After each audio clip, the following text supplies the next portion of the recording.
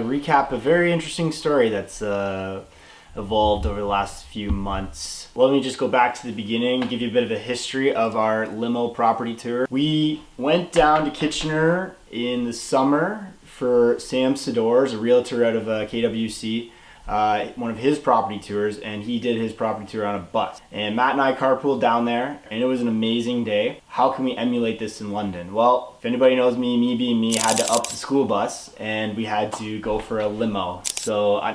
And then it was born, the limo property tour. We didn't know overly how it was going to go, or who would show up, or if people even liked it. But after the end of each one, everybody would ask, when's the next one? And people that couldn't come were always interested in going on the next one. As a realtor, a lot of people would ask me, like, what value do I get at the end of those tours? Like, am I sitting there after showing 6 properties in the limo, and am I sitting down and writing 6 offers? Well, sadly, no.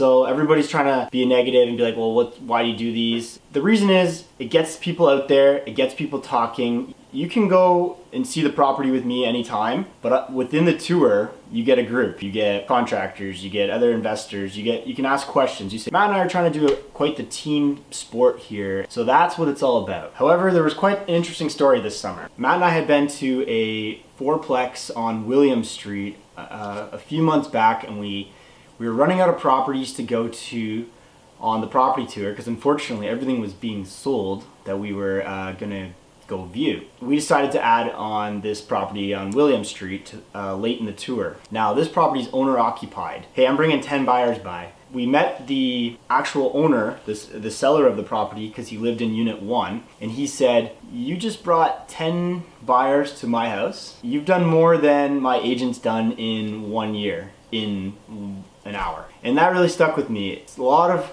realtors are happy to get the listing, but do they even know how to sell an income property? Do they even know how to deal with tenants and, like, okay, it's 23 hours notice. Can they still get that showing? So if I have your listing at a fourplex, I would already be on good terms with all those tenants. I'd know how to text them. I'd say showing tomorrow, guys. If Matt and I are trying to get into other properties, it's always a nightmare because the actual realtor is not a landlord. He does not know how to deal with tenants. At the end of that showing, the seller was very interested in me, and I said, okay, well, you still have a listing. So sure enough, a week later, I get a phone call, and he said, I want you to sell my fourplex. So now I'm starting to see a bit of value from why I even do limo property tours.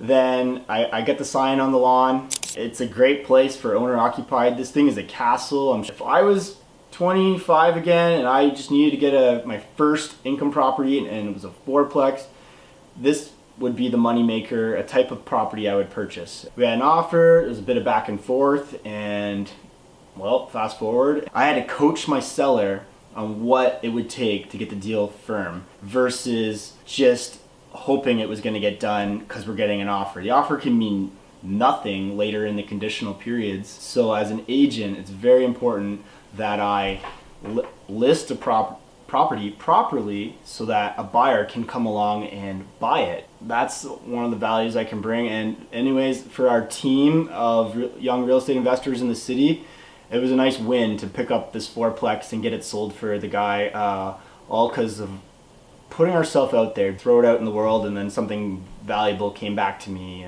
But I won't pat myself on the back too much because there's always more I can do. I know on a recent deal, one of the things we did was we debriefed it, an after action report of what we could have done better. And I even gave points of what I could have done better as a realtor and the why we even do this. Like I could be doing a property tour in January or December, and maybe somebody who shows up doesn't buy with me for 2 more years after that. But it's just the patience, the bit of the hustle, and the word of mouth is getting out there right now. So yeah, and it's all about, like, you know, giving 51, taking 49, and I think one of the reasons why you like to do business with me is I'm never like, okay, now Matt, are you gonna buy this property? Or I'm not that agent. That I need my guys to make money, not me to get the sale.